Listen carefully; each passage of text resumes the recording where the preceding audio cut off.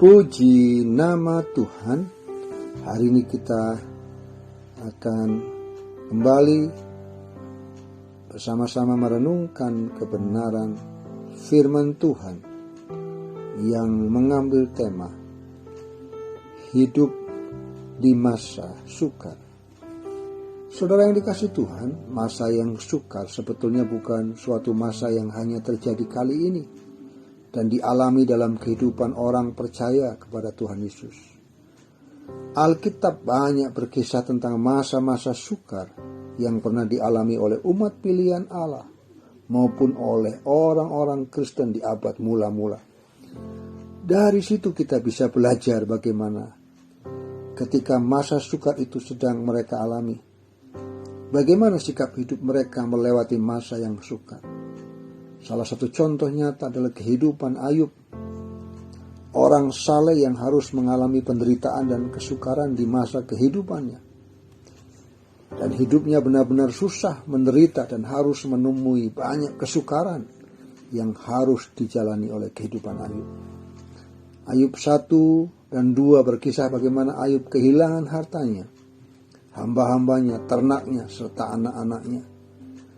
Akhirnya dia sendiri jatuh sakit sedemikian rupa sampai para sahabatnya tidak lagi mengenali Ayub dan tidak bisa bicara apapun setelah melihat kondisi Ayub. Istrinya juga minta supaya suaminya segera mengutuki Allahnya, lalu matilah daripada hidup tapi mengalami penderitaan. Ayub sedang menghadapi kondisi hidup yang sukar, kesakitan, menderita seorang diri. Ia harus berhadapan dengan 3 sahabatnya yang menuduhnya telah melakukan dosa di hadapan Allah, sehingga tertimpa malapetaka. Istrinya juga kecewa mengapa harus percaya kepada Tuhan Allah dan hidup saleh kalau akhirnya harus menderita. Lebih baik mati saja. Sikap Ayub di hadapan Allah inilah yang patut kita teladani saat kita hidup dalam kesukaran dan dalam penderitaan dan tidak memiliki apapun. Yang pertama, Ayub meyakini bahwa semua yang dimilikinya berasal dari Tuhan Allah. Maka Allah yang punya hak untuk memberi dan mengambilnya dari hidup kita. Diri kita hanya bisa berserah dan bersyukur telah menikmati apa yang diberikan Tuhan di dunia ini. Yang kedua, Ayub meyakini bahwa hal yang baik maupun hal yang buruk yang sedang dialaminya semuanya terjadi dalam kehendak dan rencana Allah. Hidup orang saleh dan jujur serta mengasihi Allah bagaimanapun saat menderita, mengalami sakit dan hidup dalam kesukaran, tidak susah, tetapi berserah kepada Allah. Hal yang ketiga, Ayub boleh memberikan teladan melalui sikapnya. Tuhan Allah memberikan kekuatan dan penghiburan kepada Ayub agar tetap teguh imannya dan tetap tegar dalam hidupnya saat penderitaan, kesakitan, kesukaran dialaminya. Akhirnya Ayub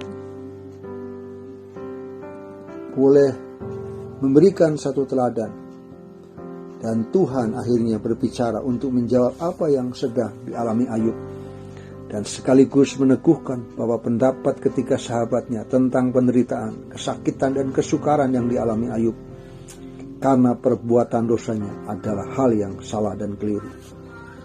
Marilah kita belajar dan bersikap seperti Ayub saat mengalami penderitaan, jatuh sakit, dan hidup dalam kesukaran. Tidak gampang menyalahkan Tuhan maupun orang lain yang ada di sekitar kita.